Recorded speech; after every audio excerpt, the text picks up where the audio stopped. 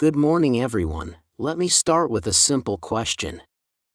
Have you ever closed your door at night and felt safe because no one is watching you or listening to you?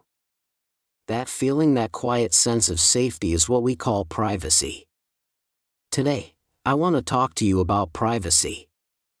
Not as a legal term, but as a human story. In the United States, the Constitution does not clearly say the word privacy. Yet, privacy was hidden there from the beginning. It lived in the idea that your home is your space, your body is your own, and your choices matter. In 1965, the Supreme Court finally said this clearly.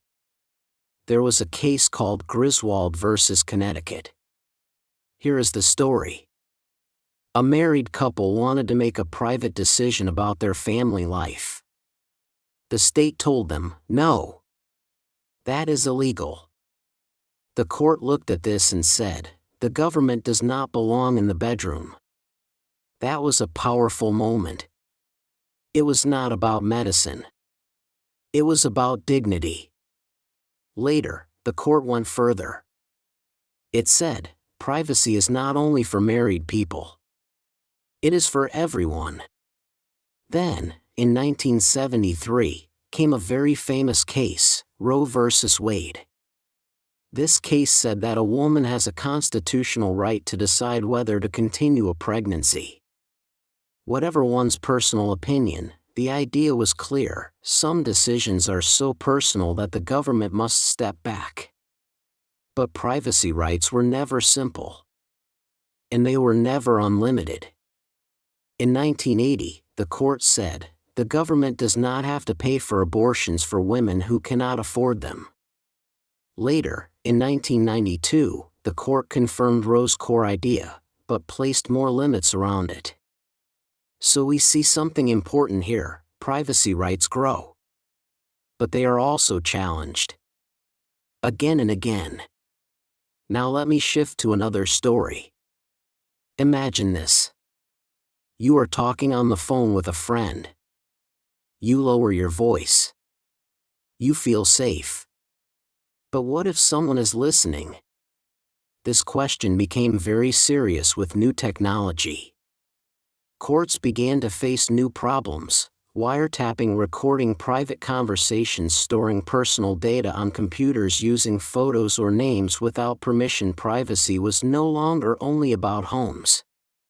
It was about data. In the year 2000, the Supreme Court said something important.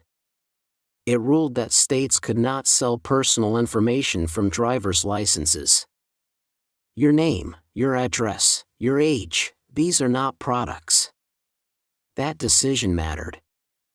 Then came September 11, 2001. After the attacks, fear spread across the country. People wanted safety. And fast. Congress passed the Patriot Act. It gave the government new powers: to listen to phone calls, to read emails, to monitor internet use, to secretly search homes. Supporters said, this will protect us. Critics said, this could destroy privacy. Both sides believed they were right. In 2005, another shock came. It was revealed that the president had authorized the National Security Agency to listen to communications without court approval. Many legal experts were alarmed. They pointed to an older law called FISA, created after abuses in the 1960s and 1970s. Back then, government agencies had spied on civil rights activists, anti-war protesters. FISA was meant to stop that. It required a special court's approval for surveillance.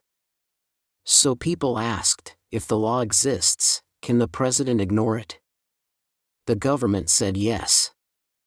They argued, the president is commander-in-chief. Congress allowed strong action after September 11, but many members of Congress disagreed.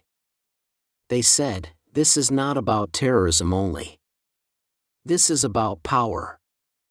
And suddenly, the debate was bigger than privacy. It became about checks and balances, limits of authority, democracy during fear. So what is the lesson? privacy is not a gift. It is a constant struggle. Every generation must protect it. Every new technology tests it. Every crisis threatens it. And every citizen matters. Because privacy is not only about law. It is about respect. It is about freedom. It is about being human. Let me end with this thought. If we give up privacy too easily, we may wake up one day with safety but without freedom. And history tells us, getting freedom back is much harder. Thank you.